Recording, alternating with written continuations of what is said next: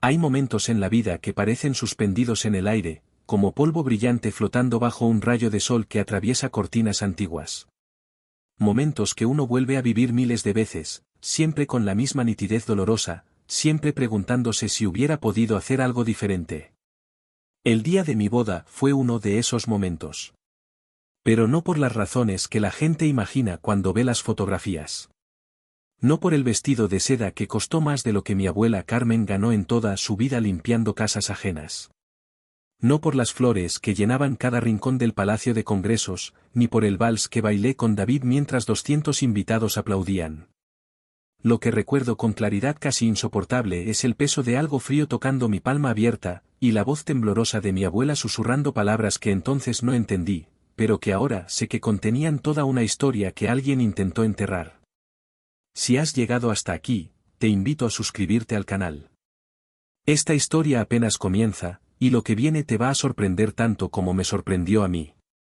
Mi nombre es Elena Mendoza, aunque legalmente ahora soy Elena García desde hace 3 años. Tengo 32 años, vivo en Madrid, y trabajo como profesora de historia en un instituto público del barrio de Chamberí. Una vida común, diría cualquiera. Pero las vidas comunes son como esos edificios que parecen normales desde fuera, hasta que abres una puerta equivocada y descubres que guardan habitaciones secretas, sótanos llenos de cajas polvorientas, esqueletos literales o metafóricos que alguien prefirió ocultar. Crecí en Pozuelo de Alarcón, en una de esas urbanizaciones donde todas las casas tienen la misma fachada color crema, el mismo jardín de 50 metros cuadrados, la misma piscina que solo se usa 2 meses al año. Mi padre, Roberto Mendoza, era constructor. O eso decía. Propietario de Mendoza Construcciones, una empresa que en su mejor momento levantó 3 centros comerciales y 2 complejos residenciales en la periferia de Madrid.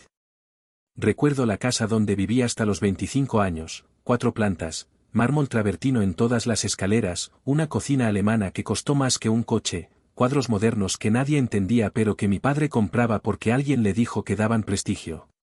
Mi madre, Sofía, era lo que se llama una mujer florero. Hermosa, silenciosa, siempre perfectamente arreglada, siempre sonriendo con esa sonrisa que no alcanza los ojos. Jugaba al tenis los martes y jueves, iba a clases de pilates los lunes y miércoles, tomaba té con amigas los viernes. Los fines de semana organizaba cenas donde mi padre mostraba su éxito como quien muestra medallas de guerra. Nunca la vi contradecirlo. Nunca la vi defender a nadie. Ni siquiera a sí misma. Tengo 2 hermanos, Carlos, 4 años mayor que yo, que trabaja en la empresa familiar y es básicamente una copia al carbón de mi padre pero con menos inteligencia y más arrogancia, y Patricia, 2 años menor, que se casó con un dentista y vive en Sevilla dedicada a publicar en redes sociales fotos de sus vacaciones en Maldivas y sus desayunos saludables. Somos, o éramos, la estampa perfecta de la clase media alta española. Exitosos, modernos, bien educados. O al menos eso aparentábamos. Mi abuela Carmen era la grieta en esa fachada perfecta. Vivía en un piso de 40 metros cuadrados en Carabanchel, en un edificio de los años 60 sin ascensor, con humedades en el techo y tuberías que gemían como fantasmas cada vez que alguien abría un grifo. Mi padre la visitaba una vez al mes, siempre con prisa, siempre con esa mezcla de obligación y vergüenza que yo tardé años en reconocer pero que ahora veo con claridad absoluta. Ella había sido empleada doméstica toda su vida. Limpiaba casas, planchaba ropa ajena, cuidaba niños que no eran sus nietos. Mi padre nunca hablaba de eso. De hecho, cuando alguien preguntaba por ella en las cenas sociales, él cambiaba de tema con una habilidad que solo se adquiere con años de práctica. Yo la visitaba cada domingo. Empecé a hacerlo cuando tenía 16 años y descubrí que podía tomar el metro sola. Me sentaba en su cocina pequeña mientras ella preparaba café en una cafetera italiana que debía tener 30 años, y me contaba historias. Historias de una España que yo solo conocía por los libros. De la posguerra, del hambre, de su madre Isabela, mi bisabuela, que trabajó en casas grandes, decía ella, casas de gente importante. Yo asentía sin prestar mucha atención, creyendo que eran exageraciones de una anciana que romantizaba su pasado humilde. Conocí a David en la universidad. Él estudiaba arquitectura mientras yo hacía historia del arte. Nos enamoramos de esa forma tranquila y profunda que parece poco cinematográfica pero que resiste el tiempo mejor que las pasiones explosivas. David venía de una familia completamente diferente a la mía. Su padre era fontanero, su madre cajera de supermercado. Vivían en un piso modesto en Vallecas. Y eran felices. Genuinamente felices. La primera vez que los conocí me sorprendió la ausencia de tensión en esa casa. Se reían sin crueldad, se tocaban con afecto, se escuchaban de verdad. Era como descubrir que existe un idioma que conoces teóricamente pero nunca habías oído hablar con fluidez. Mi padre odiaba a David desde el principio. No lo decía directamente, por supuesto. Mi padre era demasiado sofisticado para el clasismo burdo. Usaba eufemismos. Decía que David era muy joven, muy inexperto, que debíamos esperar. Luego decía que David era muy ambicioso, que probablemente me veía como un escalón social. Cuando nos comprometimos, mi padre intentó comprar a David. Le ofreció un puesto en su constructora, un sueldo generoso, un coche de empresa. David rechazó todo con una educación que hizo a mi padre ponerse rojo de furia contenida. Eso fue hace 3 años. 2 meses antes de la boda.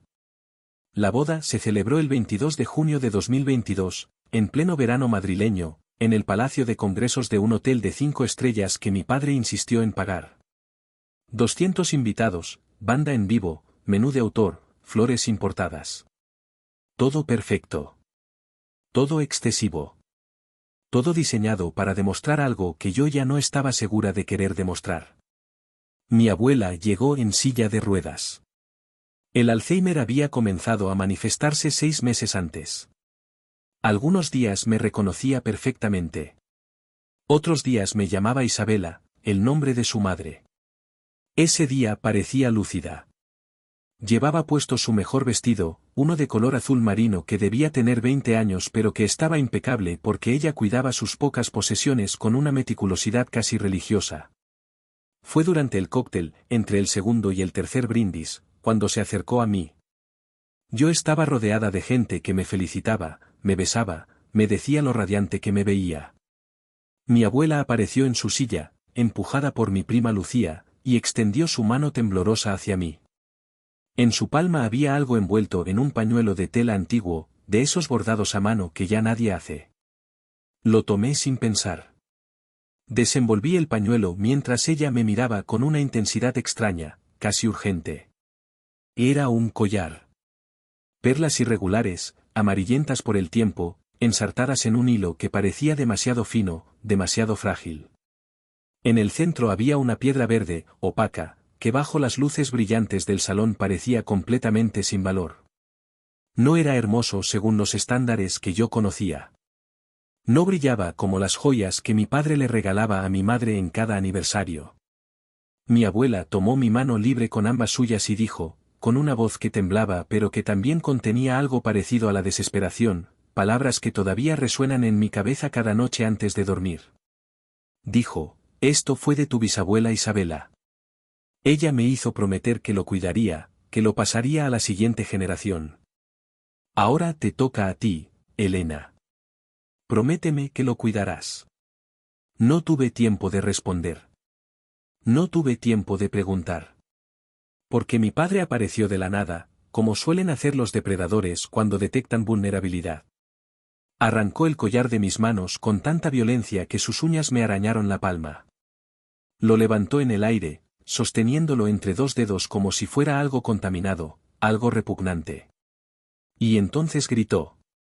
Gritó lo suficientemente fuerte para que 200 personas dejaran de hablar, dejaran de reír, y se volvieran a mirar. Sus palabras exactas fueron estas, y las recuerdo porque se grabaron en mi memoria como cicatrices, esto es basura de gitanos. Mi hija no va a lucir esta porquería en su boda. El salón entero se quedó en silencio. Ese tipo de silencio espeso, incómodo, donde puedes escuchar hasta el tintineo de las copas de champán. Algunas personas rieron nerviosas, creyendo que era algún tipo de broma que no entendían. Otras miraron hacia otro lado, avergonzadas de presenciar algo tan íntimo, tan cruel. Entonces mi padre soltó el collar. Simplemente lo dejó caer al suelo de mármol. Escuché el sonido nítido de las perlas golpeando la superficie dura, luego el sonido más suave de algunas quebrándose, y finalmente el sonido casi musical de las perlas rodando en todas direcciones.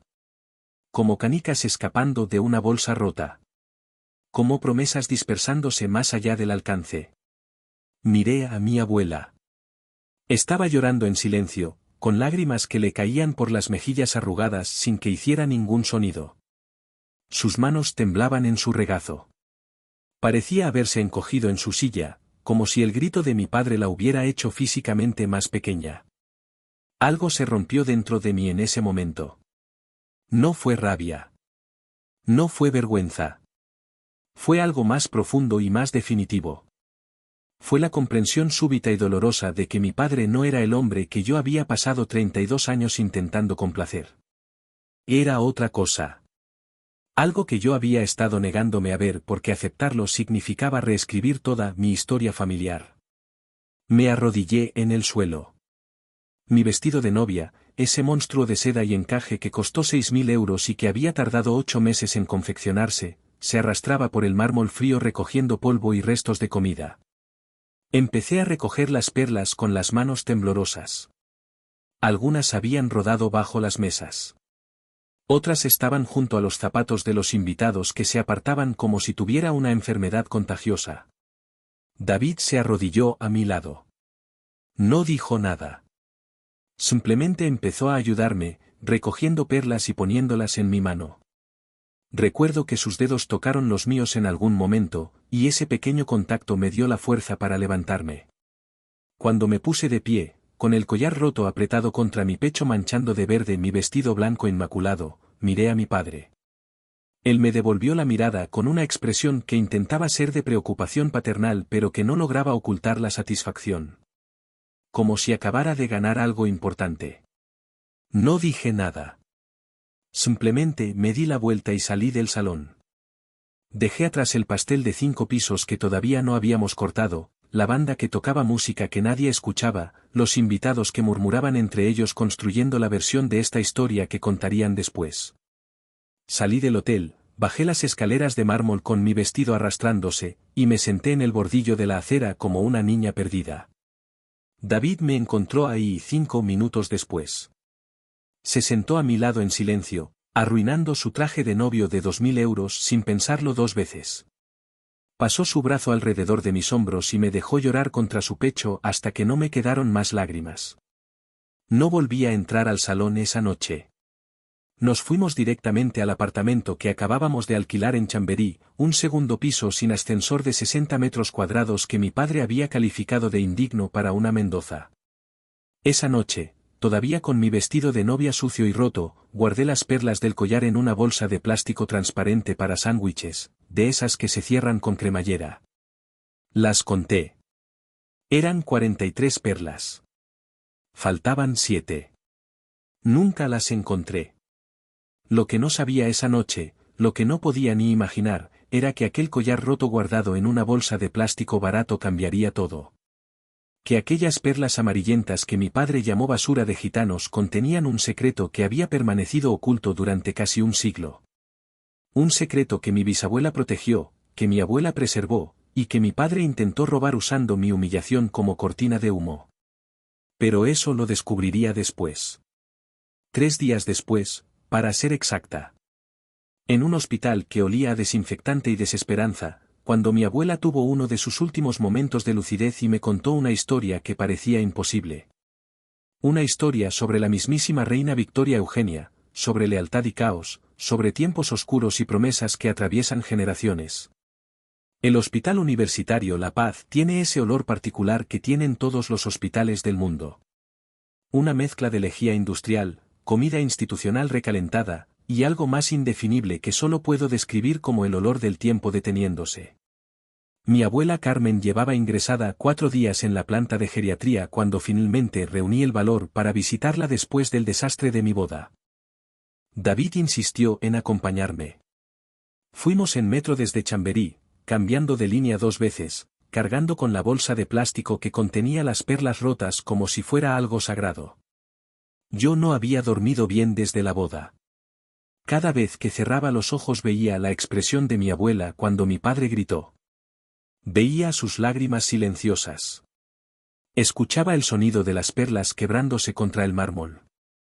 La encontramos en una habitación compartida con otras 3 ancianas. Mi abuela estaba en la cama junto a la ventana, mirando hacia afuera aunque dudo que viera realmente algo. El Alzheimer es así. No te quita la vida de golpe. Te la roba en pedazos pequeños, como un ladrón que entra cada noche y se lleva un recuerdo, un nombre, un pedazo de quién fuiste hasta que te despiertas un día y no reconoces ni tu propia cara en el espejo. Cuando me acerqué a su cama, no me reconoció inmediatamente. Me miró con esa confusión nebulosa que me partía el corazón cada vez. Pero entonces saqué la bolsa de plástico de mi bolso, saqué el collar roto, y algo cambió en sus ojos. Fue como ver las luces de una casa encenderse una por una después de un apagón. Su mano, esa mano llena de manchas de edad y venas prominentes, se extendió hacia el collar con una certeza que no había mostrado en meses. Lo tocó como se toca algo religioso, con reverencia y miedo mezclados. Y entonces habló. Su voz sonaba más clara de lo que la había escuchado en medio año. Lo que me dijo durante los siguientes 15 minutos cambió todo. Me habló de mi bisabuela Isabela Ruiz, nacida en 1902 en un pueblo de Ávila cuyo nombre no logré entender completamente. Me contó que Isabela llegó a Madrid con 17 años, en 1919, justo después de que la gripe española matara a sus padres y a 2 de sus hermanos. Llegó sin nada. Sin educación formal, sin contactos, sin más habilidades que saber leer, escribir, y trabajar más duro que nadie. Mi abuela me contó que Isabela encontró trabajo como lavandera en una casa grande del barrio de Salamanca. Que trabajó allí 2 años lavando sábanas, planchando vestidos, limpiando habitaciones inmensas. Que la señora de esa casa notó que Isabela era diferente. Que tenía buenos modales naturales, que aprendía rápido, que era discreta. Y que en 1921, cuando la Casa Real buscaba personal de confianza para servir a la reina Victoria Eugenia, la señora de aquella casa recomendó a Isabela. Cuando mi abuela dijo esas palabras, reina Victoria Eugenia, pensé que era la enfermedad hablando. Pensé que estaba mezclando realidad con fantasía, como hacía cada vez más seguido. Pero ella siguió hablando, con detalles demasiado específicos, demasiado concretos para ser invención. Me dijo que Isabela trabajó en el Palacio Real durante 10 años. Que no era una sirvienta cualquiera, sino dama de compañía de la reina. Que ayudaba a vestirla, que la acompañaba en sus paseos privados, que leía para ella en las noches cuando la reina no podía dormir. Que Victoria Eugenia, esa mujer que había llegado de Inglaterra para casarse con Alfonso XIII y que nunca fue completamente aceptada por la corte española, encontraba en Isabela algo que no encontraba en las aristócratas que la rodeaban, lealtad sin agenda, compañía sin juicio. Mi abuela apretó mi mano con una fuerza sorprendente y me contó sobre el año 1931. Sobre cómo en abril de ese año, después de las elecciones municipales que ganaron los republicanos, el rey Alfonso XIII decidió exiliarse. Sobre cómo la familia real huyó de España en mitad de la noche, llevando solo lo esencial, dejando atrás un palacio lleno de tesoros y recuerdos. Y me contó que la reina Victoria Eugenia, en aquellas últimas horas caóticas antes de partir hacia el exilio, llamó a Isabela a sus aposentos privados. Que le entregó aquel collar de perlas y esmeraldas, el mismo que ahora estaba roto en una bolsa de plástico sobre la cama del hospital. Que le dijo, con lágrimas en los ojos, palabras que mi abuela recitó como si las hubiera escuchado personalmente. La reina le dijo a mi bisabuela, no puedo llevarlo conmigo, Isabela. Donde voy, esto sería una carga. Pero España algún día volverá a la normalidad, y cuando eso pase, quiero que este collar esté a salvo. Protégelo del caos. Y algún día, cuando todo se calme, devuélvelo a la corona. Mi abuela me miró con ojos que por un momento volvían a ser completamente lúcidos, completamente presentes. Me dijo que Isabela guardó el collar durante la guerra civil escondido en el dobladillo de su abrigo. Que cuando el abrigo se gastaba, lo cosía en el siguiente. Que durante los años 40, cuando el hambre era tan grande que la gente vendía hasta sus dientes de oro, ella nunca vendió aquel collar porque había hecho una promesa. Que en 1953, cuando la reina Victoria Eugenia finalmente pudo visitar España brevemente después de 22 años de exilio, Isabela intentó devolvérselo. Que viajó a Lausana, Suiza, donde la reina vivía. Que consiguió una audiencia privada que debió costarle todos sus ahorros. Y que la reina, ya mayor y cansada, le dijo que se lo quedara. Que lo pasara a su familia. Que ese collar era ahora su legado, su recompensa por años de lealtad. Isabela murió en 1968, cuando yo todavía no había nacido. Le dejó el collar a mi abuela Carmen con una sola instrucción: pasarlo a la siguiente generación de mujeres de la familia. Mi abuela nunca lo vendió aunque hubo años, me confesó con lágrimas en los ojos, en que literalmente pasó hambre. Años en que mi padre era pequeño y no había dinero ni para leche, y ella miraba ese collar guardado en una caja de zapatos en el fondo del armario y se preguntaba si una promesa hecha a una reina muerta valía más que la barriga vacía de su hijo. Pero nunca lo vendió. Lo guardó. Y cuando yo nací, la primera nieta mujer, decidió que algún día sería mío. Antes de que la niebla volviera a su mirada, antes de que la lucidez se disipara como suele hacer últimamente con una rapidez cruel, mi abuela apretó mi mano con desesperación y me suplicó algo. Me dijo: llévalo a la joyería Suárez en la calle Serrano. Pregunta por don Miguel Suárez. Él conoció a tu bisabuela. Él sabrá la verdad. Prométemelo, Elena. Se lo prometí. Pero cuando salí de aquella habitación de hospital con David a mi lado, le confesé que no creía ni una palabra. Que era imposible. Que mi bisabuela había sido una empleada doméstica analfabeta, no una dama de compañía de la reina de España. Que todo era fantasía de una mente enferma que mezclaba recuerdos reales con historias que probablemente leyó en revistas baratas. David me miró con esa expresión paciente que tiene cuando sabe que necesito procesar las cosas a mi ritmo. Me dijo algo que no olvidaré nunca. Dijo: puede que tengas razón. Puede que sea todo mentira. Pero que pierdes con verificar. Que pierdes con ir a esa joyería y preguntar. En el peor de los casos, te confirman que es bisutería y sigues con tu vida. En el mejor de los casos, descubres algo sobre tu familia que vale la pena saber. Pasé una semana entera debatiéndome. Una semana en la que fui al instituto, di mis clases sobre la Segunda República Española con una ironía que mis alumnos no podían entender, corregí exámenes, preparé materiales didácticos, hice todo lo posible por no pensar en aquel collar. Por no pensar en la posibilidad, remota y absurda, de que mi abuela tuviera razón. Mi padre me llamó 2 veces durante esa semana. No para disculparse. Para verificar que había tirado el collar. Para asegurarse de que su plan había funcionado. Porque ahora veo con claridad lo que entonces solo intuía: él quería que yo lo descartara, que lo considerara basura, para poder recuperarlo sin levantar sospechas y venderlo discretamente. Su pregunta favorita era, con esa preocupación falsa que ahora reconozco como manipulación pura: ya tiraste esa porquería, ¿verdad, hija? No querrás que nadie piense que los Mendoza guardamos baratijas de pobre. No le dije que lo tenía. No le dije nada. El martes de la semana siguiente, tomé el metro hasta Serrano.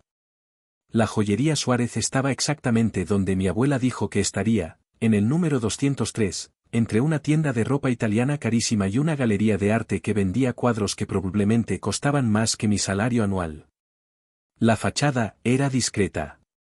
Un letrero dorado antiguo, escaparates con terciopelo azul oscuro, una puerta de madera maciza que parecía tener 100 años. Estuve parada fuera durante 10 minutos, mirando mi reflejo en el escaparate, con la bolsa de plástico apretada en mi mano sudorosa.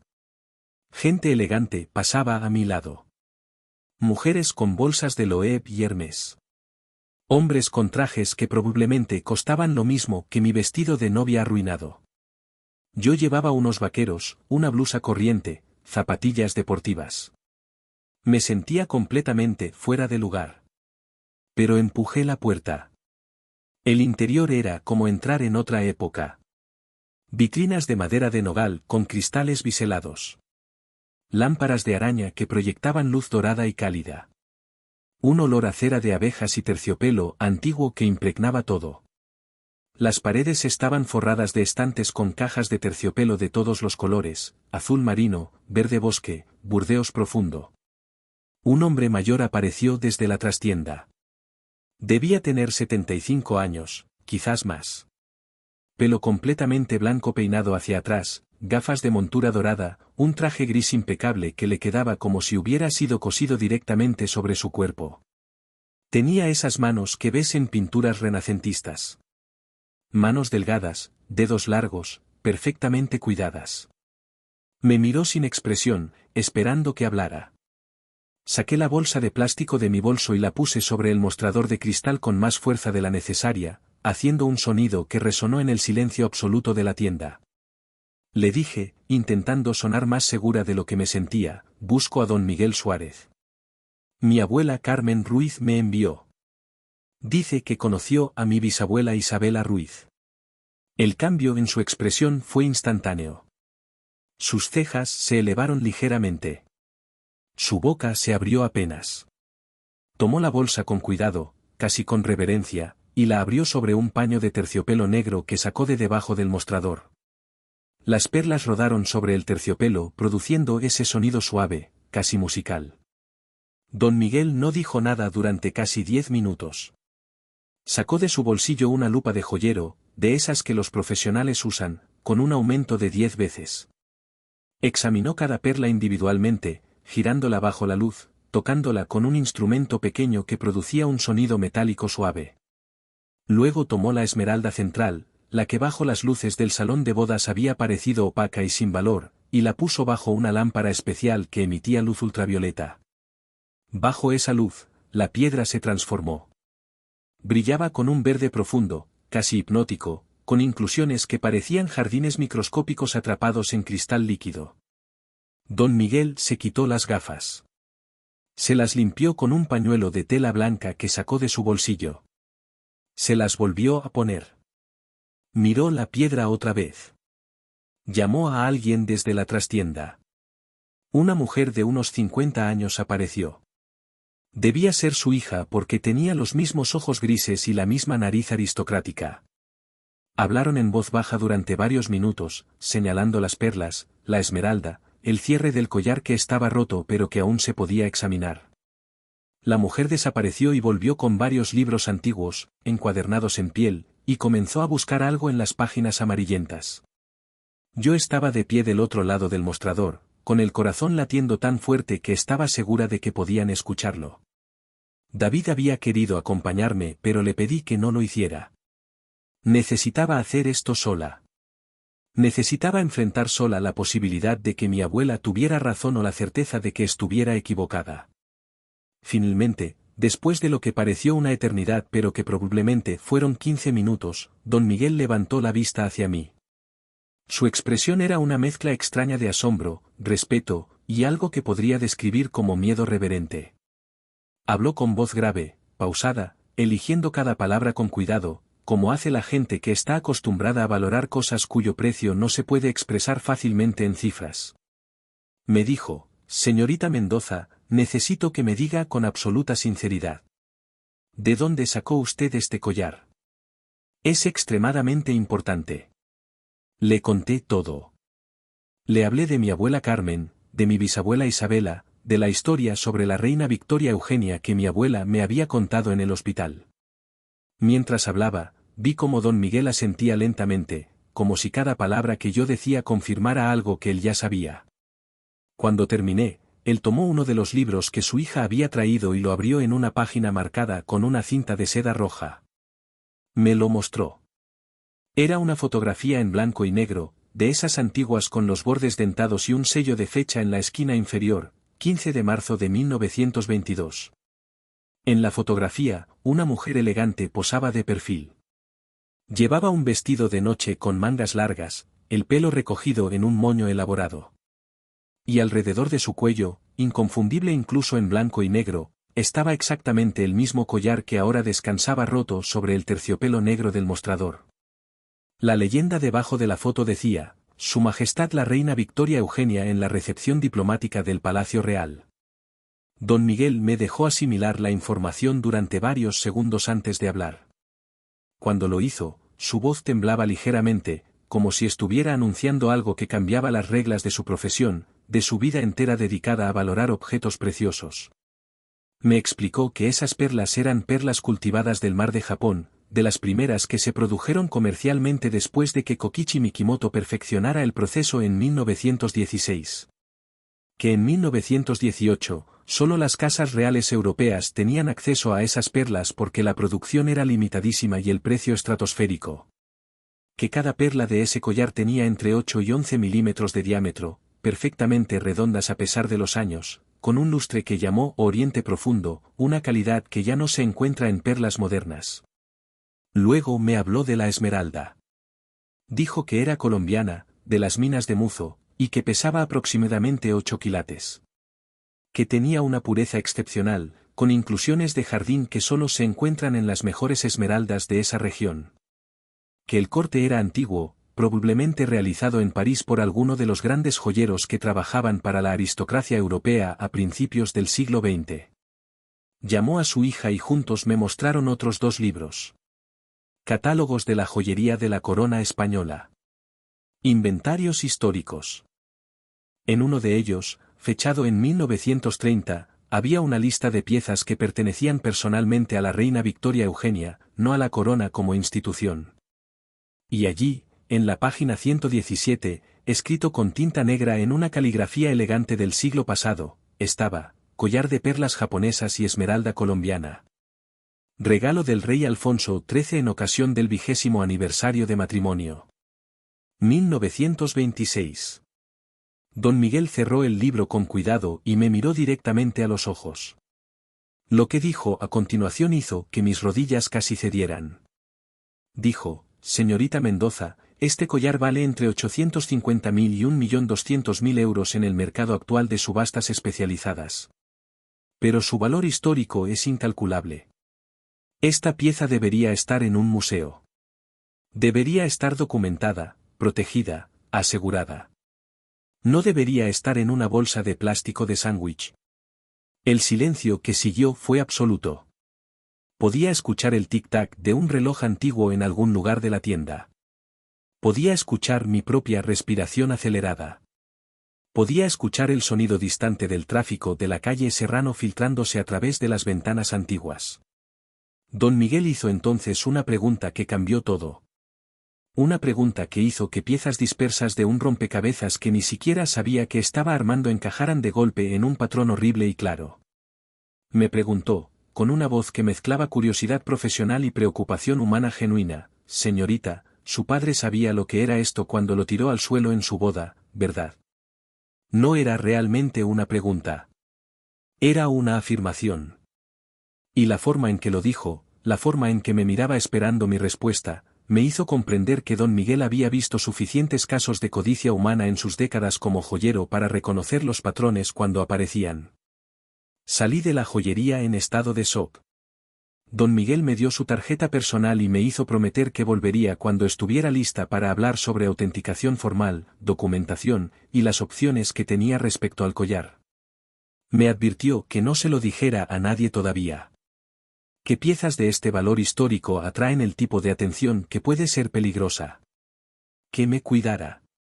Que confiara solo en personas que ya había probado que eran dignas de confianza. Caminé por la calle Serrano sin rumbo durante casi una hora. La gente pasaba a mi lado comprando bolsos que costaban más que el salario mensual de un profesor, entrando a restaurantes donde el menú degustación valía 200 euros por persona, hablando por teléfonos de 1.000 euros sobre problemas que probablemente no eran realmente problemas. Y yo cargaba en mi bolso, en una bolsa de plástico barata, algo que valía más que todo lo que esa gente llevaba puesto combinado. Pero lo que realmente me atormentaba no era el valor monetario. Era la pregunta de don Miguel repitiéndose en mi cabeza como un disco rayado. Mi padre sabía. Tenía que haber sabido. La violencia con que arrancó el collar de mis manos. La rapidez con que lo declaró basura. la forma en que lo tiró al suelo con tanta teatralidad calculada, asegurándose de que todos vieran, de que todos escucharan, de que todos quedaran convencidos de que no valía nada. Llamé a David desde un café en la calle Goya. Le conté todo. Escuché su silencio al otro lado de la línea, ese silencio que significa que está procesando información, armando conexiones, llegando a conclusiones que preferiría no tener que alcanzar. Lo que dijo después de ese silencio fue exactamente lo que yo estaba pensando, pero no me atrevía a verbalizar. Dijo: Elena, tu padre planeó esto. Te humilló públicamente para que tú misma tiraras el collar. Para que cuando él lo recuperara del basura, nadie sospechara nada. Para que pudiera venderlo discretamente y nadie hiciera preguntas porque todos habían visto que era basura. Esa noche no dormí. Me quedé despierta mirando el techo de nuestro dormitorio pequeño, escuchando a David respirar a mi lado, pensando en mi bisabuela Isabela. Imaginándola durante la guerra civil, cosiendo ese collar en el dobladillo de su abrigo mientras bombas caían sobre Madrid. Imaginándola durante los años 40, pasando hambre mientras guardaba una fortuna que podría haberla salvado pero que había prometido proteger. Imaginándola viajando a Suiza en 1953, gastando dinero que probablemente no tenía para cumplir una promesa hecha a una reina en el exilio. Y pensé en mi abuela Carmen, que heredó ese collar y esa promesa. Que lo guardó durante 60 años. Que nunca lo vendió aunque hubo momentos en que 1.000.000 de euros, o incluso 100.000 euros, habrían cambiado completamente su vida. Que finalmente intentó pasármelo a mí en el día de mi boda, creyendo que yo lo honraría como ella lo había honrado. Y pensé en mi padre. En el hombre que había pasado 32 años siendo mi héroe, mi modelo, la persona cuya aprobación buscaba en cada decisión que tomaba. El hombre que ahora veía con una claridad dolorosa como un extraño. Como alguien capaz de humillar a su propia madre anciana, de arruinar el día de boda de su hija, todo por dinero que ni siquiera necesitaba. O quizás sí necesitaba. Quizás esa era la pieza que faltaba en el rompecabezas. Al día siguiente, David hizo algo que no le pedí pero que necesitaba desesperadamente. Usó sus contactos profesionales, gente que conocía del mundo de la arquitectura y la construcción, para investigar la situación financiera de Mendoza Construcciones. Lo que descubrió en las siguientes 72 horas pintó un cuadro que explica todo pero que también lo hace todo mucho peor. Mi padre estaba en bancarrota. No la bancarrota elegante de reorganización empresarial. La bancarrota fea, desesperada, criminal. Mendoza Construcciones debía 3.200.000 euros a 7 bancos diferentes. Había embargos sobre propiedades. Había demandas de proveedores impagados. Había empleados que llevaban 4 meses sin cobrar pero que seguían trabajando porque mi padre les prometía, les juraba, que todo se arreglaría pronto. Pero lo peor, lo que hizo que me sintiera físicamente enferma, fueron los correos electrónicos que David consiguió a través de un contacto que prefiero no saber cómo los obtuvo. Correos entre mi padre y marchands de arte poco recomendables. Gente que se especializa en vender piezas de procedencia dudosa. Gente que hace preguntas mínimas y paga en efectivo. En esos correos, mi padre preguntaba sobre cómo vender objetos de valor histórico sin documentación. Preguntaba sobre compradores internacionales que no pedían certificados de autenticidad. Preguntaba sobre precios del mercado negro para joyas antiguas. El correo más reciente era del 2 de junio. 3 semanas antes de mi boda. En él, mi padre escribía con una desesperación mal disimulada: necesito liquidez urgente. Tengo acceso a una pieza de joyería antigua de alto valor. Puedo conseguirla sin levantar sospechas. Necesito un comprador discreto que pague bien y rápido. David me mostró esos correos en la pantalla de su portátil una noche, después de cenar sobras de comida china directamente de los contenedores de plástico porque ninguno de los dos tenía energía para cocinar o incluso para poner la comida en platos. Leí cada palabra con una mezcla de horror y una claridad terrible que dolía más que cualquier sorpresa. Mi padre no solo sabía lo que era el collar. Había planificado robármelo semanas antes de la boda. Probablemente meses antes. Probablemente desde el momento en que mi abuela le mencionó que pensaba dármelo. La escena en el salón de bodas no fue un arrebato de mal gusto o clasismo. Fue teatro calculado. Cada palabra, cada gesto, cada segundo de humillación pública diseñado para lograr un objetivo, hacer que yo descartara voluntariamente algo que él necesitaba desesperadamente robar. Lo que no sabía mi padre, lo que no podía haber anticipado, era que yo iba a arrodillarme en el suelo y recoger cada perla. Que iba a guardar ese collar roto como si fuera sagrado. Que iba a llevarlo a la joyería exacta que mi abuela me indicó. Durante días, David y yo discutimos qué hacer. Él quería que fuéramos a la policía inmediatamente. Que denunciáramos el intento de robo, el fraude, todo.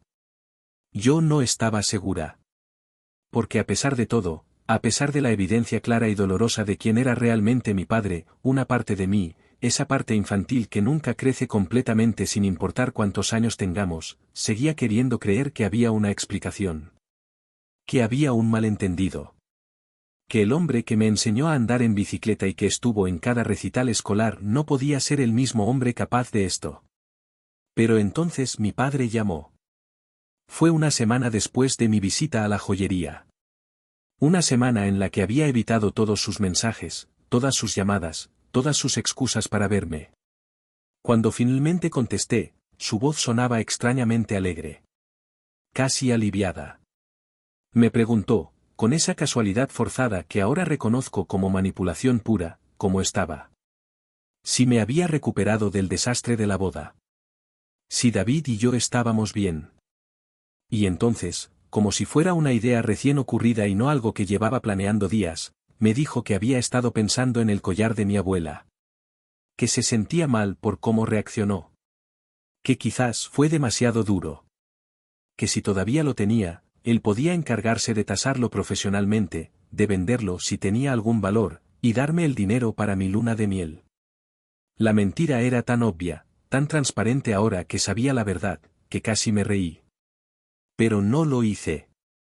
Porque en ese momento, escuchando su voz al teléfono, diciéndome cosas que sonaban como preocupación paternal pero que eran pura codicia disfrazada, tomé una decisión.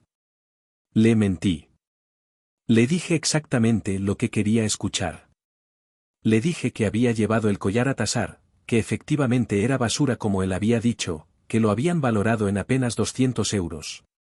Que me sentía estúpida por haberle dado tanta importancia.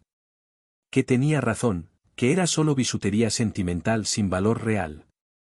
Escuché el alivio en su voz. Casi podía visualizarlo sonriendo al otro lado de la línea. Entonces hizo exactamente lo que David había predicho que haría. Me ofreció comprarme ese collar sin valor. Me dijo que aunque fuera basura, era basura con valor sentimental familiar. Que él podía darme 500 euros por él y quedárselo como recuerdo de su madre. Que así yo tendría algo de dinero y él preservaría la memoria familiar. 500 euros. Por un collar que valía más de 1.000.000. Por una pieza de la historia de España que su propia abuela había protegido durante 60 años. 500 euros y la audacia de llamarlo preservación de memoria familiar. Le dije que lo pensaría. Que lo llamaría pronto. Colgué el teléfono y me quedé sentada en el sofá de nuestro apartamento pequeño, temblando de rabia, de dolor, de algo que no puedo nombrar completamente pero que se sentía como el momento en que finalmente aceptas que alguien a quien amaste profundamente nunca fue realmente quien creíste que era. David me abrazó sin decir nada. Y en ese abrazo, en ese silencio comprensivo, decidí que mi padre quería ese collar desesperadamente. Y que yo iba a asegurarme de que nunca, jamás, bajo ninguna circunstancia, pudiera tocarlo. Las siguientes 2 semanas las pasé en un estado extraño de claridad absoluta y dolor constante. Es una sensación peculiar descubrir que conoces a alguien menos de lo que creías. Pero es una sensación completamente diferente, mucho más devastadora, descubrir que nunca conociste realmente a alguien en absoluto. Que pasaste 3 décadas construyendo una imagen de una persona basada en lo que querías ver, no en lo que realmente estaba ahí. Seguí yendo al instituto cada día. Dando mis clases sobre la República, sobre la guerra civil, sobre el exilio.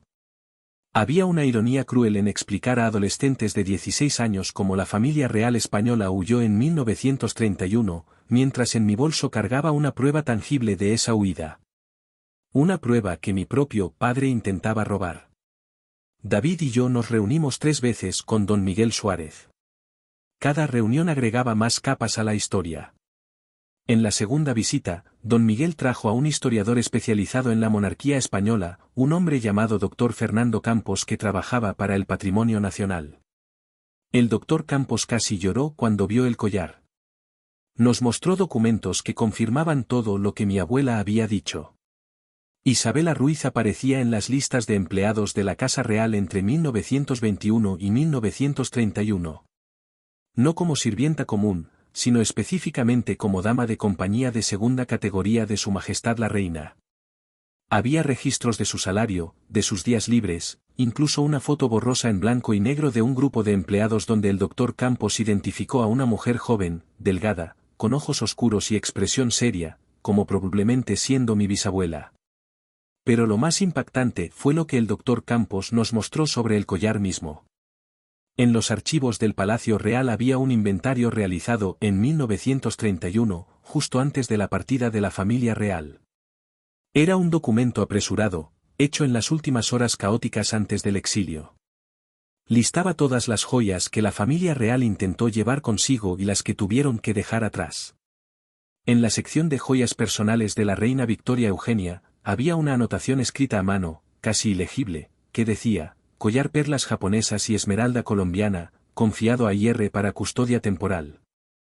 IR Isabela Ruiz. Mi bisabuela. El Dr. Campos nos explicó que en aquellos días de caos, cuando la República acababa de proclamarse y nadie sabía si habría violencia contra los símbolos monárquicos, algunos miembros de la familia real confiaron objetos preciosos a empleados leales. La idea era que si el palacio era saqueado, al menos algunas piezas importantes estarían a salvo. La expectativa era que el exilio duraría meses, quizás un año. Nadie imaginó que sería permanente. Esa anotación en el inventario, descubierta solo porque el Dr. Campos sabía exactamente dónde buscar, significaba que legalmente el collar nunca fue robado. Fue legalmente confiado a mi bisabuela. Y cuando la reina le dijo en 1953 que lo conservara, esencialmente le estaba transfiriendo la propiedad. Era suyo. Era de mi abuela. Y ahora era mío. Pero el Dr. Campos también nos advirtió sobre algo importante. Dijo que una pieza de esta importancia histórica, aunque fuera legalmente mía, generaría interés inmediato de coleccionistas, museos, y gente menos escrupulosa. Que si decidía venderla, debía hacerlo a través de canales completamente legales y documentados. Que el mercado negro pagaría más pero que sería criminal. Y que, francamente, esperaba que considerara donarla o venderla a alguna institución pública donde pudiera ser estudiada y apreciada. Mientras tanto, mi padre intensificaba sus intentos de contactarme.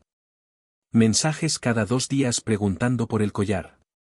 Ofertas que subían gradualmente. Primero 500 euros, luego 700, luego 1000. Cada aumento de precio era una confesión adicional de que sabía exactamente lo que valía. Mi madre también llamó. Esa conversación fue particularmente dolorosa. Me dijo, con esa voz suave que usa cuando quiere evitar conflictos, que mi padre estaba pasando por momentos difíciles económicamente. Que la empresa tenía problemas temporales. Que sería bonito si yo pudiera ayudar vendiéndole ese collar sin valor que de todas formas yo no iba a usar. Hasta ese momento, yo todavía albergaba la esperanza de que mi madre fuera ignorante de los planes de mi padre. Que fuera otra víctima de su manipulación. Pero la forma en que pronunció las palabras collar sin valor, con exactamente el mismo énfasis que mi padre usaba, me hizo comprender que ella sabía. Quizás no todos los detalles, quizás no el plan completo, pero sabía lo suficiente. Y había elegido ser cómplice. Fue David quien sugirió la idea que eventualmente se convirtió en nuestro plan. Estábamos cenando, o más bien picoteando comida que ninguno de los dos realmente quería comer, cuando él dejó el tenedor y me miró con esa expresión que tiene cuando ha estado pensando en algo durante días y finalmente está listo para verbalizarlo. Me dijo que había 2 caminos. El primero era el legal, denunciar a mi padre por intento de fraude, presentar toda la evidencia que habíamos recopilado, dejar que la justicia siguiera su curso. Sería limpio, correcto, moral. Y también sería devastador para toda la familia. Mi padre probablemente iría a prisión. La empresa se colapsaría completamente llevándose los ahorros y las pensiones de empleados inocentes. Mi madre quedaría arruinada. Mis hermanos, que aunque eran cómplices también eran víctimas de haber sido criados por ese hombre, cargarían con el escándalo el resto de sus vidas. El segundo camino, dijo David, era más sutil. Era usar la codicia de mi padre contra él mismo. Era darle exactamente lo que quería creer, y luego quitarle esa ilusión de la forma más pública y permanente posible. No era venganza, enfatizó David. Era justicia educativa. Era asegurarse de que mi padre entendiera, visceralmente, irrevocablemente, que hay cosas que el dinero no puede comprar y que hay límites que no se pueden cruzar sin consecuencias. Elegí el segundo camino. Pero no porque quisiera venganza.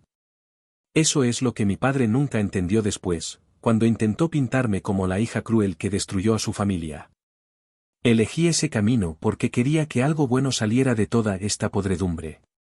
Quería que el collar que mi bisabuela protegió con tanto sacrificio sirviera para algo más que enriquecer a un hombre que no tenía ni una fracción del honor que ella tuvo. Organicé un almuerzo familiar. Un domingo a mediados de julio, en un restaurante elegante en el barrio de Salamanca que mi padre frecuentaba cuando quería impresionar a clientes. Invité a mis padres, a mis hermanos, a mis tíos paternos. Dije que quería celebrar mi matrimonio correctamente, que quería disculparme por arruinar la boda con mi comportamiento dramático, que quería empezar de nuevo con la familia. Mi padre aceptó inmediatamente.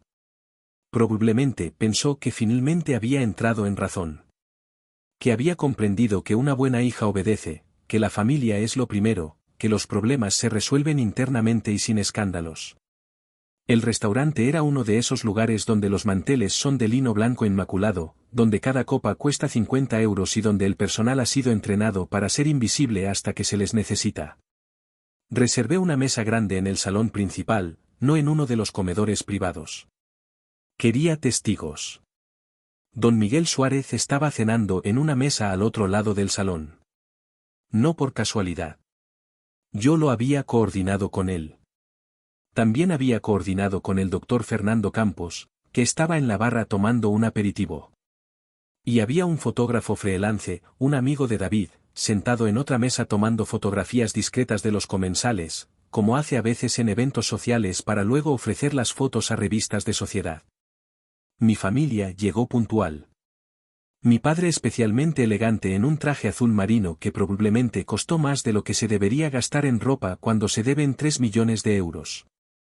Mi madre llevaba un vestido Chanel y perlas reales, no como las del collar de mi bisabuela sino perlas cultivadas modernas, perfectas, sin historia. Carlos llegó con su novia de turno, una chica de 23 años que probablemente no sabía que estaba cenando con una familia a punto de implosionar. Patricia había viajado desde Sevilla con su marido. La comida comenzó agradablemente. Pedimos vino caro que mi padre insistió en pagar. Hablamos de trivialidades. Del calor del verano. De las vacaciones que todos planeaban. De política superficial que no ofendería a nadie. Mi padre estaba particularmente encantador, contando anécdotas de sus años en la construcción, haciendo reír a todos con historias exageradas de clientes difíciles y proyectos imposibles. Esperé hasta el segundo plato. Hasta que todos estuvieran relajados, cómodos, con suficiente vino en el sistema como para bajar las defensas pero no tanto como para estar confusos. Entonces saqué de mi bolso un sobre de papel manila. Lo puse sobre la mesa, en el centro exacto, donde todos pudieran verlo. El silencio fue gradual. Primero mi padre dejó de hablar a mitad de una frase. Luego todos los demás dejaron de comer, de beber, de moverse. Solo me miraban. Al sobre. A mí. Les dije, con una voz más calmada de lo que me sentía, que quería compartir algo con la familia. Que había llevado el collar de la abuela Carmen a tasar como mi padre me sugirió. Que habían surgido cosas interesantes. Abrí el sobre y saqué el certificado de autenticación de la casa Cartier. Era un documento impresionante, con papel con marca de agua, sellos oficiales, fotografías en alta resolución del collar. Lo puse sobre la mesa junto a los platos de comida a medio terminar. Leí en voz alta los detalles técnicos. 43 perlas japonesas cultivadas de entre 8 y 11 milímetros. Esmeralda colombiana de 8 quilates de las minas de Muzo. Cierre de oro blanco de 18 quilates con la marca del joyero Chaumet de París. Datación, entre 1925 y 1930. Y entonces leí la valoración. Entre 850.000 y 1.200.000 euros. El silencio se volvió absoluto. Podía escuchar la respiración de mi padre cambiando. Podía ver el color drenándose de la cara de mi madre. Mi hermano Carlos miraba el documento como si estuviera escrito en un idioma que no comprendía. Dejé que la información se asentara durante varios segundos interminables. Luego saqué del sobre los otros documentos. Las fotocopias del inventario del Palacio Real. Las fotografías de la reina Victoria Eugenia usando el collar en 1922. La carta del doctor Campos confirmando la autenticidad histórica. Los registros de empleo de Isabela Ruiz en la Casa Real.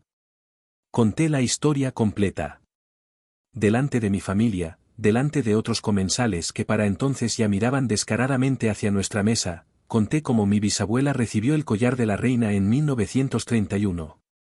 Cómo lo protegió durante la Guerra Civil. Cómo mi abuela lo guardó durante 60 años. Cómo intentó pasármelo en mi boda como símbolo de herencia y resistencia femenina. Y entonces miré directamente a mi padre y dije algo que llevaba semanas ensayando en mi cabeza pero que en el momento salió con una claridad y una fuerza que no sabía que poseía. Dije, papá, tú sabías lo que era esto cuando lo arrancaste de mis manos. Sabías lo que valía cuando lo tiraste al suelo llamándolo basura de gitanos. Sabías lo que estabas haciendo cuando humillaste a tu propia madre delante de 200 personas. Mi padre intentó hablar. Abrió la boca pero no salió sonido. Entonces intentó reír, esa risa forzada que usa cuando quiere hacer parecer que algo serio es una broma que otros no entienden. Pero la risa murió en su garganta cuando vio que nadie más se reía. Carlos, que nunca fue el más inteligente pero que al menos tiene algunos instintos de supervivencia, intentó defenderlo. Dijo que todo era un malentendido. Que probablemente papá pensaba que estaba protegiendo mi reputación de alguna estafa. Que sus intenciones eran buenas. Entonces saqué la evidencia que David había conseguido. Los correos electrónicos. Los mensajes a marchands del mercado negro. Las consultas sobre cómo vender objetos valiosos sin documentación. Los mensajes enviados 3 semanas antes de mi boda preguntando sobre compradores discretos. Los leí en voz alta. Cada palabra. Cada frase que probaba premeditación, intención, engaño calculado. Cuando terminé, nadie defendió a mi padre. Ni siquiera mi madre. Don Miguel Suárez eligió ese momento para levantarse de su mesa y acercarse a la nuestra. Se presentó formalmente como perito oficial de joyería histórica y como colaborador del Patrimonio Nacional. Confirmó todo lo que yo había dicho. Añadió que había visto el vídeo de mi boda, porque alguien lo había subido a redes sociales, el momento exacto en que mi padre tiró el collar al suelo. Añadió que ese acto podría considerarse destrucción intencional de patrimonio histórico si yo decidiera presentar cargos. Mi tío Javier, el hermano menor de mi padre que siempre tuvo una relación tensa con él, preguntó algo que hizo que mi padre finalmente reaccionara. Preguntó si era verdad que la empresa estaba en bancarrota. Que había embargos. Que empleados llevaban meses sin cobrar. Mi padre explotó. Gritó que eso no era asunto de nadie. Que sus problemas de negocios eran privados.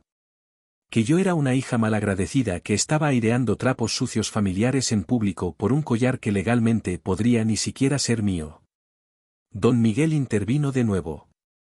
Explicó, con esa paciencia educada que tienen las personas verdaderamente refinadas, que el collar era indiscutiblemente mío. Que había documentación completa de su transferencia legal de la reina a mi bisabuela, de mi bisabuela a mi abuela, de mi abuela a mí. Que ningún tribunal cuestionaría esa cadena de custodia. Entonces hice lo que había ido a hacer. Saqué del sobre un último documento. Un contrato de donación entre yo y el Museo del Traje de Madrid. Estaba firmado, sellado, completamente legal. Donaba el collar al museo de forma permanente e irrevocable. El museo se comprometía a exhibirlo en una vitrina especial con una placa que leyera, en memoria de Isabela Ruiz, quien protegió la belleza en tiempos oscuros. No recibiría ni un euro por esa donación. Cero.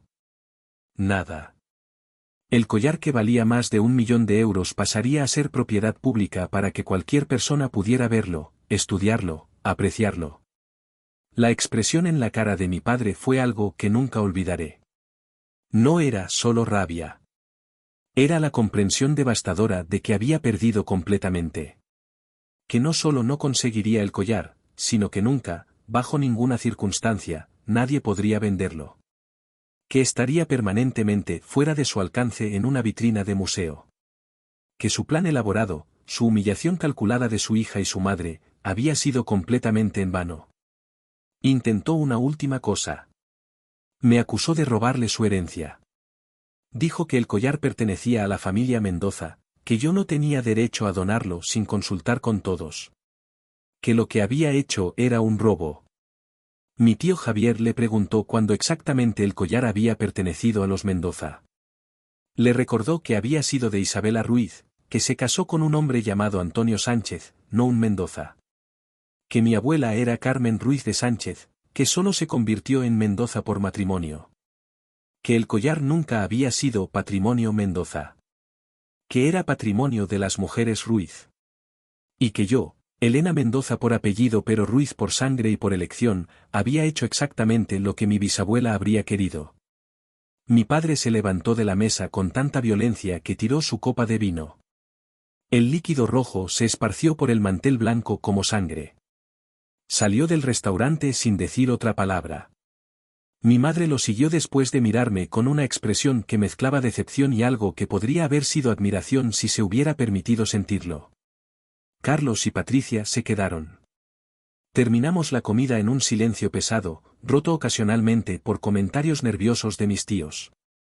Cuando pedí la cuenta, el gerente del restaurante se acercó y me dijo que no me preocupara. Que la cuenta ya estaba cubierta.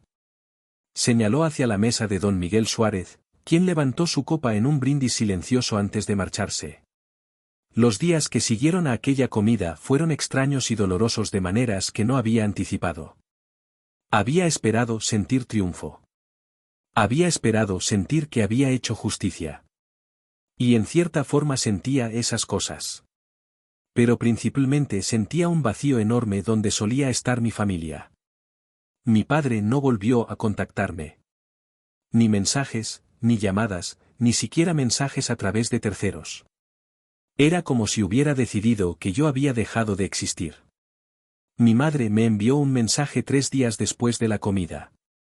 Era breve, casi telegráfico. Decía, lo que hiciste fue cruel. Tu padre está destruido. Espero que estés contenta. No le respondí. ¿Qué podía decir? Que lo cruel había sido su plan de robarme. Que lo destruido estaba su propia construcción de mentiras y codicia. Que yo no estaba contenta, que no había victoria en descubrir que tu padre es capaz de esto. No había palabras que pudieran atravesar el muro de negación que mi madre había construido alrededor de la versión de la realidad que ella necesitaba creer para sobrevivir a su matrimonio. Carlos sí me llamó. Esa conversación fue quizás la más triste de todas porque por primera vez en su vida adulta, mi hermano habló conmigo sin arrogancia, sin el escudo de superioridad que siempre portaba. Me confesó que sabía que la empresa estaba mal pero no sabía hasta qué punto. Me dijo que papá lo había mandado al salón de bodas aquella noche, después de que yo me fuera llorando, para buscar el collar en la basura. Que lo encontró, que se lo dio a papá, que nunca preguntó por qué algo que supuestamente era basura necesitaba ser rescatado con tanta urgencia. Le pregunté por qué no dijo nada cuando vio todo eso. ¿Por qué no me advirtió? ¿Por qué fue cómplice? Hubo un silencio largo al otro lado de la línea. Cuando finalmente habló, su voz sonaba cansada, derrotada. Dijo que porque era más fácil no ver. Porque cuestionar a papá significaba cuestionar todo lo que nos había enseñado sobre éxito, sobre familia, sobre lo que significaba ser un Mendoza. Dijo que lo sentía pero que también no sabía si realmente lo sentía o si solo estaba asustado de lo que vendría ahora que todo se había derrumbado. Le dije que entendía. Y era verdad. Porque yo también había pasado 32 años eligiendo no ver lo que estaba frente a mis ojos. Patricia no llamó. Ella y su marido decidieron que era más seguro mantenerse neutrales, lo cual en términos prácticos significaba alinearse con nuestros padres porque ellos todavía controlaban las conexiones sociales, el prestigio familiar, las herencias futuras. Bloqueó mi número. Borró todas nuestras fotos juntas de sus redes sociales. Básicamente hizo como si nuestra hermandad de 30 años nunca hubiera existido. Mi abuela Carmen murió 6 semanas después de aquella comida en el restaurante. El Alzheimer aceleró su progreso final de esa forma cruel que a veces hace, como si una vez que la persona ha cumplido su propósito, el cerebro decidiera que es hora de apagarse completamente. Pasé con ella sus últimos días. El hospital me permitía quedarme fuera del horario de visitas porque era evidente que no le quedaba mucho tiempo. David venía después del trabajo y se sentaba conmigo, sosteniendo mi mano mientras yo sostenía la de ella. Un día antes de que muriera, tuvo un momento de lucidez. El último. Abrió los ojos, me miró directamente, y me reconoció. No como Isabela, su madre, que era como me había estado llamando durante meses. Me reconoció como Elena. Como su nieta. Como la persona en quien había confiado el collar. Le conté lo que había hecho. Le dije que el collar estaba en el Museo del Traje. Que miles de personas podrían verlo. Que había una placa con el nombre de su madre. Que la historia de Isabela, de lealtad y resistencia en tiempos oscuros, sería preservada para siempre. Sonrió. Fue una sonrisa pequeña, débil, pero genuina. Apretó mi mano con una fuerza sorprendente para alguien tan cerca del final. Y susurró 3 palabras que llevo conmigo todos los días desde entonces. Dijo, ella estaría orgullosa. Murió la mañana siguiente mientras yo estaba en el instituto dando una clase sobre la transición democrática española. Me llamaron durante el recreo. Para cuando llegué al hospital, ya se había ido.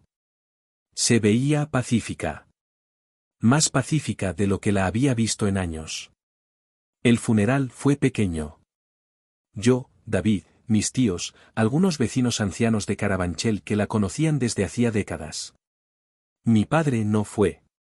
Mi madre envió flores con una tarjeta que decía, en memoria de Carmen, como si fuera alguien que apenas conocía y no la mujer que la crió durante años mientras ella aprendía a ser la esposa perfecta de un empresario ambicioso. Enterramos a mi abuela en el cementerio de la Almudena, en una tumba modesta que pagué con mi salario de profesora. En la lápida hice grabar su nombre, sus fechas, y una línea adicional, guardiana de promesas. David preguntó si necesitaba explicar qué significaba eso. Le dije que no. Que las personas que merecían saber ya lo sabían. La empresa de mi padre se declaró en bancarrota oficial 2 meses después del funeral de mi abuela. Fue un escándalo moderado en los periódicos económicos de Madrid.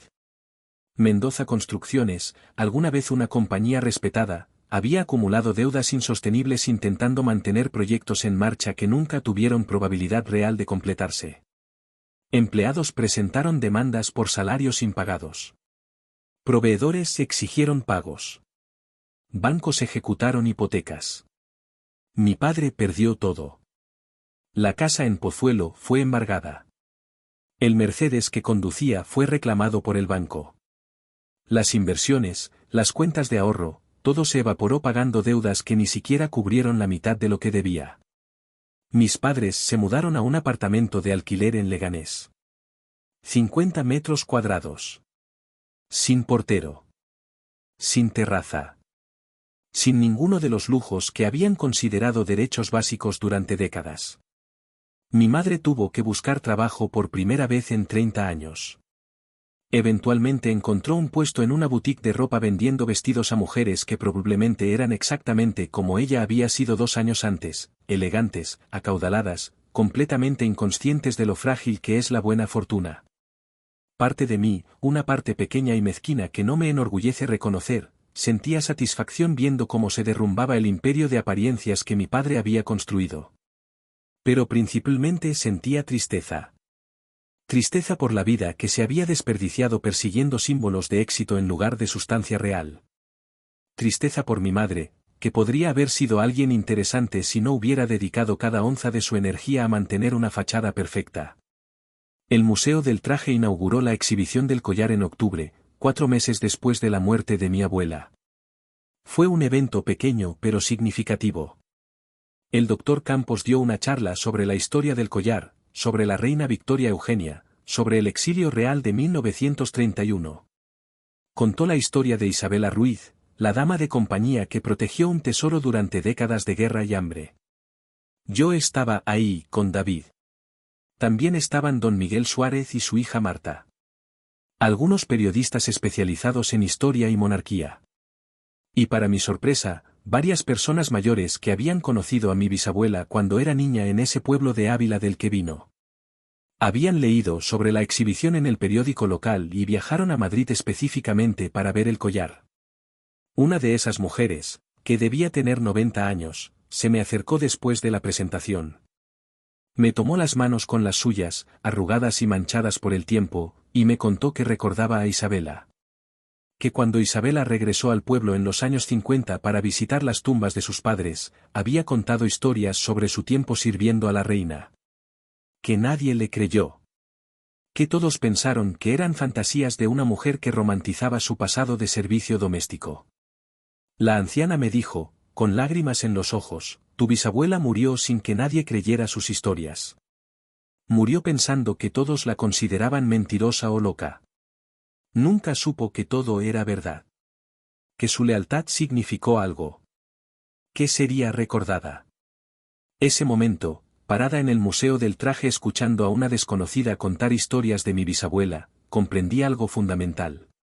Comprendí que lo que había hecho al donar el collar no era venganza contra mi padre. Era justicia para Isabela. Era asegurarse de que su historia, su lealtad, su sacrificio, fueran reconocidos. Que su nombre estuviera en una placa en un museo donde nadie podría olvidarlo o tergiversarlo. Durante las semanas siguientes, llevé a mis alumnos del instituto a ver la exhibición. Transformé el collar en una lección de historia viva. Les hablé sobre la República, sobre el exilio real, sobre cómo la historia grande y abstracta de los libros de texto está hecha de historias pequeñas y personales como la de Isabela. Les mostré que la lealtad, la integridad, la capacidad de mantener una promesa incluso cuando es difícil, son cualidades que atraviesan generaciones y dan forma al mundo. Uno de mis alumnos, un chico de 17 años que normalmente se aburría en mis clases, me preguntó por qué no había vendido el collar. Dijo que con ese dinero podría haber comprado un apartamento grande, podría haber dejado de trabajar, podría haber vivido muy cómodamente. Le respondí con una pregunta. Le pregunté qué creía que valía más, 1.000.000 de euros en el banco que se gastarían eventualmente, o una historia que permanecería para siempre. Una historia que enseñaría a futuras generaciones que hay cosas más importantes que el dinero. Que hay promesas que vale la pena mantener aunque nadie esté vigilando. Que hay belleza en proteger algo valioso no para uno mismo sino para todos. El chico lo pensó durante varios segundos. Luego asintió lentamente, como si acabara de entender algo importante que antes no había considerado. 6 meses después de la inauguración de la exhibición, recibí una carta. Venía en un sobre grueso de papel costoso, con un sello de España pero matasellos de Suiza. La dirección del remitente era Lausana. La abrí con manos temblorosas. Era de la Fundación Real Victoria Eugenia, una organización que preserva la memoria y el legado de la última reina consorte de España. Habían leído sobre el collar en la prensa. Habían visitado la exhibición. Y querían invitarme a Lausana para una ceremonia especial. David y yo viajamos a Suiza en marzo del año siguiente. La fundación organizó un evento en el mismo palacio donde la reina Victoria Eugenia vivió durante su exilio. Había fotografías de ella en las paredes. Cartas que escribió. Objetos personales que preservaban una época desaparecida. Durante la ceremonia, el director de la fundación leyó en voz alta la anotación del inventario de 1931. El momento en que la reina confió el collar a Isabela Ruiz. Luego mostró una fotografía que nunca había visto, la reina Victoria Eugenia, ya mayor, sentada en su casa de Lausana en 1953, con una mujer joven a su lado. La mujer joven era mi bisabuela Isabela. La fotografía había sido tomada durante la visita en que Isabela intentó devolver el collar y la reina le dijo que lo conservara. Me entregaron una copia enmarcada de esa fotografía. Me dijeron que mi bisabuela había sido una de las pocas personas del personal español que visitó a la reina durante su exilio. Que la reina la recordaba con afecto hasta sus últimos días. Que mencionaba a menudo a su fiel Isabela, que había protegido algo valioso cuando todos los demás simplemente huyeron. Esa noche, en nuestro hotel en Lausana, David y yo miramos la fotografía durante horas. Isabela se veía joven en esa imagen. Probablemente tenía 50 años pero se veía más joven porque esa era una época en que el trabajo duro envejecía a las personas prematuramente. Miraba directamente a la cámara con una expresión de dignidad tranquila. La reina, sentada a su lado, tenía una mano sobre el brazo de Isabela en un gesto que era claramente afectuoso, casi maternal. Le dije a David que finalmente entendía por qué el collar había significado tanto para mi bisabuela, para mi abuela, y porque había valido la pena protegerlo incluso cuando significó humillación y pérdida familiar. No era solo por su valor monetario o histórico. Era porque representaba algo más grande. Representaba que las personas comunes, las personas sin títulos o fortunas, pueden tener honor. Pueden hacer promesas y mantenerlas. Pueden importar en la gran narrativa de la historia. Han pasado 2 años desde aquel viaje a Lausana, y a veces, cuando el sol de la tarde entra por la ventana de mi salón en Chamberí, todavía puedo escuchar el tintineo de las perlas rodando sobre el mármol del Palacio de Congresos. Es un sonido que ya no me produce dolor, sino una extraña sensación de libertad. David suele decir que ese collar no se rompió para ser destruido, sino para liberar la verdad que llevaba dentro, una verdad que estaba asfixiada por el hilo de seda de las apariencias. Mi vida como profesora sigue su curso, pero algo ha cambiado profundamente en mi forma de mirar a mis alumnos. Ya no veo solo nombres en una lista de asistencia, veo depositarios de secretos, herederos de silencios que, como el de mi bisabuela Isabela, esperan el momento justo para ser contados.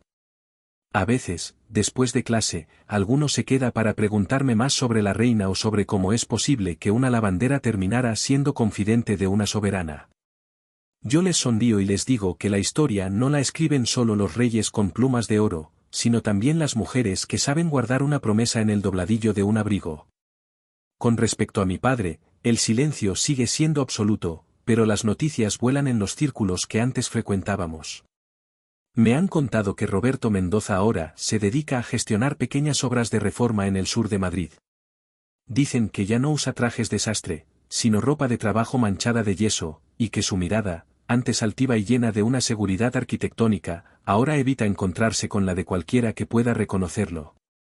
No siento alegría por su caída, pero sí una justicia poética. El hombre que despreció el trabajo de su madre y de su abuela, ha terminado encontrando su lugar entre los mismos escombros que intentó ocultar bajo el mármol travertino. Mi madre, Sofía, me envió una carta hace pocos meses. No fue un correo electrónico ni un mensaje de texto rápido. Fue papel y tinta, con una caligrafía que temblaba en los trazos largos. En ella no pedía perdón, supongo que el orgullo es lo último que se pierde cuando se ha vivido de él, pero me contaba que en la boutique donde trabaja ha aprendido a distinguir la seda auténtica del poliéster a la primera caricia.